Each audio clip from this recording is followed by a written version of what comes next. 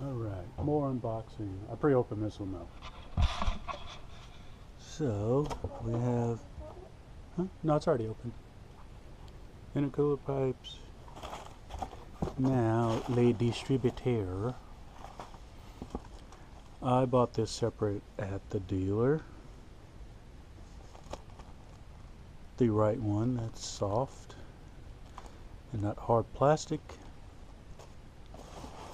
This is the used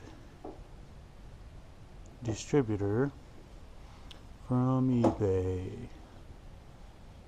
not cracked. So I'm going to work on getting these installed and go from there. Alright everybody, I think I found my oil issue. So here is my intake tube. This rubber piece hooks into the airflow meter. This tube runs down to the turbo, and as you can see, there's a pretty big split. Also, the whole bottom side of this is covered in oil / dirt. This is my intercooler piping with the factory blow-off valve that I will be reusing with the new piping kit. This is the elbow that I was having issues with. So this is the pipe, the factory size pipe. Now this other pipe and that one don't match. So trying to find a coupler, which I thought this coupler would work, but it really didn't. But the problem really was, sorry I'm messing with these things right now. The problem really was that this pipe is such a bigger diameter than this one, and then it's curved also, is why it wouldn't seal all the way.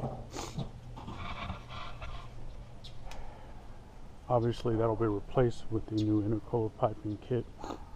Now I found my oil leak, and I am even more annoyed with this, with whoever put this stuff on the car than ever.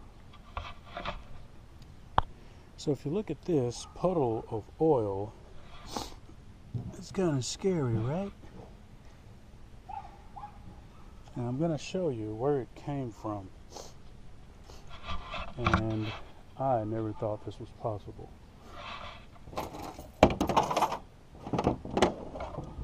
So my oil leak, or all that oil, came from my intercooler piping.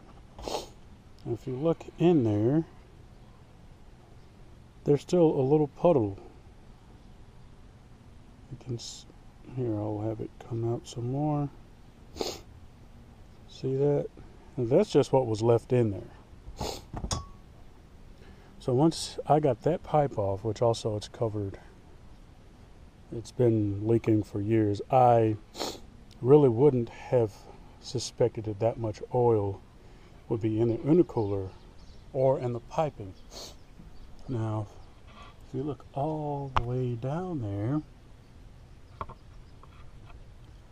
you look at the bottom of that blue coupler, it's kind of hard to get closer because I have this extra bracket on my camera, but that thing still has more oil.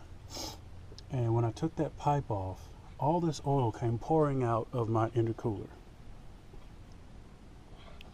Literally all I did was take it off. So this oil leak on the manifold, or this, when I was pulling the piping up across the motor, this oil, all this fresh oil, and then all the way down at the bottom, and still running out of the intercooler, is all black oil. So what I have to do to patch this up in the meantime, so my oil catch can It's tied into the system like factory.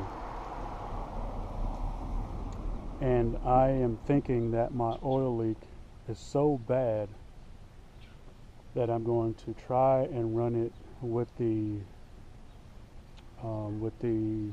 catch can separate from the system somehow. I'm not really sure how, but I do have something is allowing a lot of oil, which I'm pretty sure it's the blow by from the valve cover. It's allowing a lot of that oil to get back into, be reintroduced into the system, and it's a lot worse than I thought. I thought it was only a little bit, but that is a pretty good amount, and there's still oil in there. I'm probably gonna have to try to get in there and clean out my intercooler, which is gonna be difficult because, like anybody who's been around MR2s long enough knows, you either have to reach around the side of the engine and straight down, or I have to lay across the entire back side of this car to get to the bolt that has the intercooler attached to the side of my MR2, which is right in, I don't know if I'm close enough, but there's one bolt holding that whole intercooler in. I don't see any other way to mount it to the car, so I'm gonna leave it. As much as it bothers me, I'm gonna have to leave it because I don't have the time, patience, or effort to really, fix it correctly. I'm sorry. So I'm gonna take that bolt out. Also, the fan that's on there that runs constantly, that's the big white plug that looks gray from all the oil leaking on it. Gonna unplug that. The fan is attached to the intercooler to pull air in, and I'm gonna pull that off. And yeah, so like I said in a previous video, I really do not like this engine design. Now it has nothing to do with this one being beat up or hurt. It's the fact that it's hard to get to the things that you really either want to or need to get into. Now I have to eat a little bit of crow because I plan to actually reuse that same intercooler and put it on the driver's side of the car, which is this tiny space over here. And I don't see anywhere to mount it that doesn't already have a bolt into the area. So I guess I'll have to deal with that when it comes to pulling the car off the road.